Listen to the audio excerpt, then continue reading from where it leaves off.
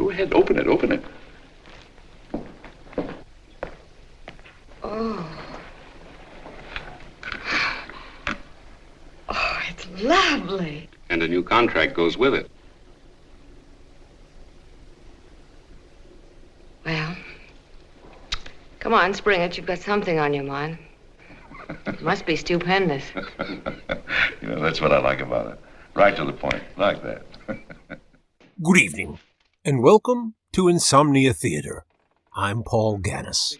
A penniless drifter is recruited by an ambitious columnist to impersonate a non-existent person who said he'd be committing suicide as a protest, and a social movement begins in Meet John Doe, a 1941 American comedy drama produced and directed by Frank Capra. The film stars Gary Cooper and Barbara Stanwyck. It was written by Robert Riskin. Meet John Doe became a box office hit and was nominated for an Academy Award for Best Story. It was ranked number 49 in AFI's 100 Years, 100 Cheers. It was the first of two features Capra made for Warner Brothers after he left Columbia Pictures, the other being Arsenic and Old Lace. This was the first and only commercial feature film produced by Frank Capra Productions. Capra owned 2/3 of the company, and Robert Riskin the remaining third. Although the film seemed poised to make a handsome profit for Capra and Riskin, under federal laws at the time, they were required to pay taxes on the income before the profits ever came in. Without studio overhead and a steady stream of pictures to keep money rolling in, they had to dissolve their corporation simply to pay taxes on it. Capra would have to postpone his dream of producing his own films for years because of that. Well into production, Capra refused to reveal publicly what the film was about. Part of the motivation for his secrecy was fear that powerful U.S. fascist organizations would pressure Warner Brothers not to make the film. But he also did not have a completed screenplay, and keeping mum on the film's subject was a way of keeping Warner Brothers from pulling out of its agreement. Capra didn't want anyone to play John Doe except Gary Cooper, who agreed to the part without even reading a script, for two reasons. He had enjoyed working with Capra on Mr. Deeds Goes to Town, and he wanted to work with Barbara Stanwyck. Capra's first choice for the role of Ann Mitchell was Ann Sheridan. However, she was vetoed by Warner Brothers in a contract dispute, and Olivia de Havilland was similarly contacted, albeit unsuccessfully.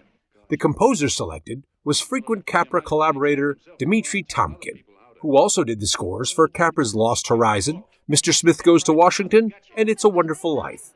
He later won 2 music Oscars for the non-Capra film High Noon.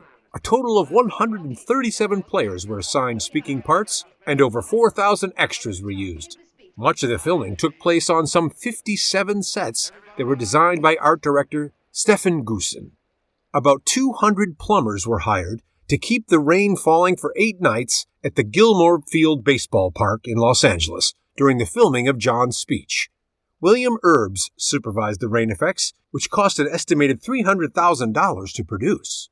Most people do not realize that 4 different endings were filmed, but all were ultimately deemed unsatisfactory during previews. And a letter from an audience member suggested a 5th ending, which Frank Capra liked and eventually used in the finished film. Meet John Doe was released on May 3, 1941. Bosley Crowther, the film critic for the New York Times, wrote, John Willoughby was just the latest version of the everyman that Frank Capra had portrayed in earlier films. With an excellent script by Mr. Riskin, overwritten in many spots, it is true, Mr. Capra has produced a film which is eloquent with affection for gentle people, for the plain, unimpressive little people who want reassurance and faith. Many of his camera devices are magnificent in the scope of their suggestion, and as always, he tells his story well, with his customary expert spacing of comedy and serious drama. Only space prevents us from enthusing loudly about individual touches. In the Variety review, there was a more critical look at the plot. The synthetic fabric of the story is the weakness of the production, despite the magnificence of the Frank Capra-directed superstructure. But Robert Riskin, who wrote the screenplay from an original story by Richard Connell and Robert Presnell, leaves the audience at the finale with scarcely more than the hope that someday selfishness, fraud, and deceit will be expunged from human affairs. Let's all keep our fingers crossed on that one. Until next time, This is Paul Gannis. To quote John Doe from the film, "We can't win the old ball game unless we have teamwork." And that's where every John Doe comes in. It's up to him to get together with his teammate. And your teammate, my friends, is the guy next door to you. The popcorn's hot. Enjoy the film. Ladies and gentlemen, the New Bulletin takes pleasure in presenting the man who is fast becoming the most talked of person in the whole country, John Doe.